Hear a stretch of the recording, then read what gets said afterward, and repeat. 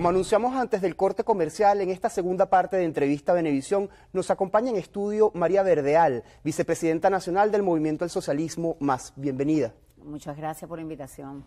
Vamos a analizar el contexto político nacional. A casi 3 semanas de la elección presidencial del 28 de julio, todavía hay una situación difícil que no se termina de resolver. El Tribunal Supremo de Justicia inició la revisión de las actas. ¿Cuál es su valoración sobre esta situación?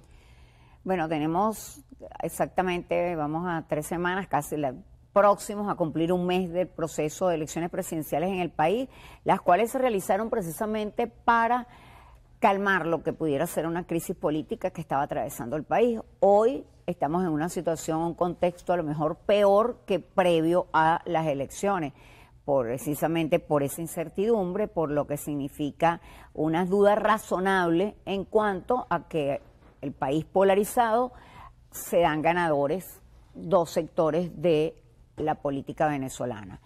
Nicolás Maduro, presidente en ejercicio, y la candidatura de Edmundo González. Ante esa situación, el marco nacional estaba esperando lo que significa que cada institución, llámese TCJ, llámese CNE, cumpla lo que está establecido en la Constitución y las leyes, es decir, las competencias que legalmente tienen. En este caso, el CNE ha dicho que tiene un presunto hackeo del sistema, que eso evitó que pudiera hacer la totalización, por lo cual da 2 boletines, pero no están los resultados discriminados mesa por mesa, organización política por organización y candidato por candidato. Eso sería lo que se contrasta con las actas que tienen los comandos de campaña. Eso no ha sucedido. Actualmente vimos este fin de semana unas imágenes donde los magistrados de la sala electoral, después ya sabemos todo lo que sucedió y por qué estamos en la sala electoral del TCJ, acuden a las instalaciones del CNE y precisamente entran a la sala de totalización. Vimos información, repito, extraoficial, porque fue lo que narraba el conductor del canal que estaba transmitiendo, que estaban expertos nacionales e internacionales. Para realizar cualquier observación y para los procesos electorales es necesario que las partes que participaron, valga la redundancia, tengan que estar presentes. Es decir, que sea una participación plural de todos quienes participaron en ese contexto. Esto, según información que tenemos también, tanto de la Mesa de la Unidad Democrática, de Un Nuevo Tiempo, como el Movimiento por Venezuela, no fueron convocados. Entonces se está haciendo de manera unilateral lo que denominó la sala electoral peritaje. ¿Dónde va a concluir esto? Bueno, no sabemos, pero repito, hay ya situaciones en las cuales no sabemos quiénes son, en caso de estar observadores internacionales, y las organizaciones políticas que presentaron candidaturas y además que están confrontando los boletines que da el CNE no estuvieron presentes tampoco. ¿Qué opina usted sobre algunos pronunciamientos de la comunidad internacional? Por ejemplo, hay un planteamiento sobre repetir las elecciones. Bueno, hay varios pronunciamientos, por supuesto pronunciamientos de lo que se está pidiendo es clarificar lo que sucedió el 28 de julio. ¿Qué significa esto? Bueno, esto significa que no solamente Venezuela y el mundo tienen expectativas de saber exactamente qué fue lo que sucedió el 28 de julio.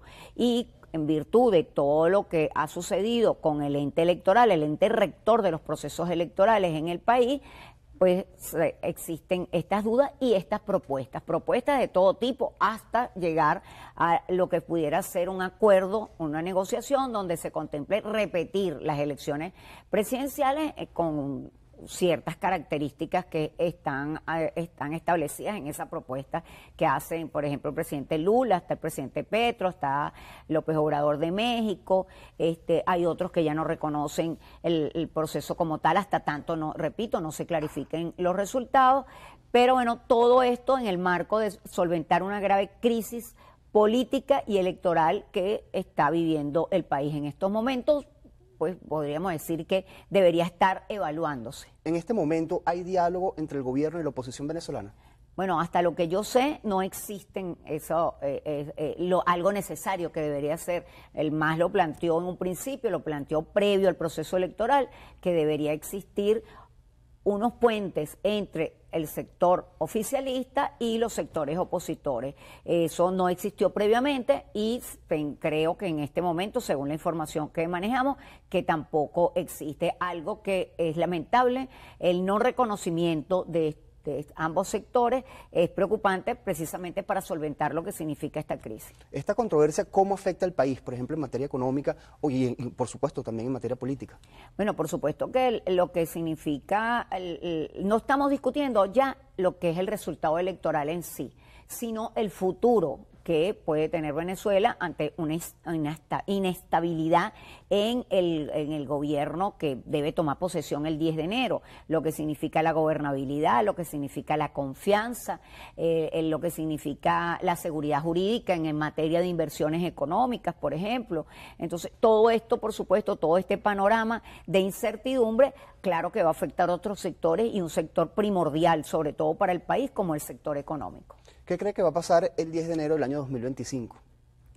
Bueno, todavía tenemos que ver qué va a pasar en los acontecimientos recientes que están en pleno desarrollo, como el tema del TCJ. Nosotros decíamos que el TCJ pudiera ordenar o exhortar al ente electoral a que termine de realizar lo que es el proceso de adjudicación, totalización, adjudicación y proclamación posterior, precisamente para que pueda recurrirse quienes no estén de acuerdo en el marco y en el contexto constitucional y legal, pudieran acudir posteriormente al TCJ si no están de acuerdo con los resultados.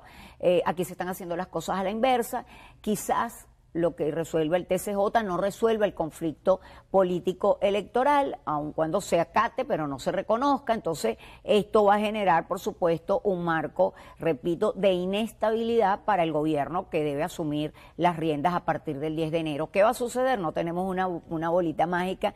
Esperemos que dentro del contexto y dentro de colocar los intereses generales del país, de Venezuela, sea lo que prive ante una situación de verdad que nadie desea que se agrave mucho más en contra del país. Volviendo al tema electoral, hay unas auditorías que están pendientes por parte del Consejo Nacional Electoral que no se realizaron. ¿Han solicitado al ente electoral que realice estas auditorías? Bueno, lo hemos dicho públicamente porque sabemos cuál es la situación actual del CNE. Hemos dicho que lo primero que se deben hacer son las auditorías postelectorales que fueron paralizadas. Por eso digo, una serie de irregularidades que se dan a partir de la noche, ya amaneciendo el día 29, que es cuando se da el primer boletín, sin determinar de dónde salió la totalización del mismo y donde se paralizan los procesos de auditoría. Repito, las auditorías son primordiales para clarificar los resultados y además son imprescindibles para poder, con la participación plural de los actores políticos, para poder tener confianza en las decisiones posteriores que se tomen a ellas.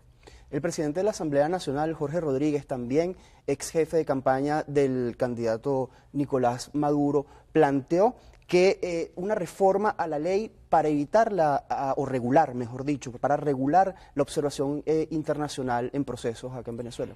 Bueno, fíjate que los observadores internacionales que estuvieron en el país fueron invitados por el CNE. Aquí llegaron observadores que no pudieron entrar al país, ingresar precisamente porque no tenían la formalidad de la invitación del CNE.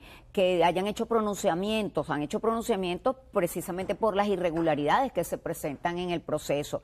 Regular o no regular el tema de la presencia, siempre son los organismos del Estado los que autorizan esa observación. Entonces, creo que aislar a Venezuela no es precisamente resolver los conflictos internos que tenemos. No creo que eso favorezca o contribuya precisamente a lo que quiere Venezuela y el mundo, que es aclarar qué fue lo que pasó el 28 de julio. El gobierno, Jorge Rodríguez y todos los voceros oficialistas deberían ser los mayores interesados en que las cosas se aclaren.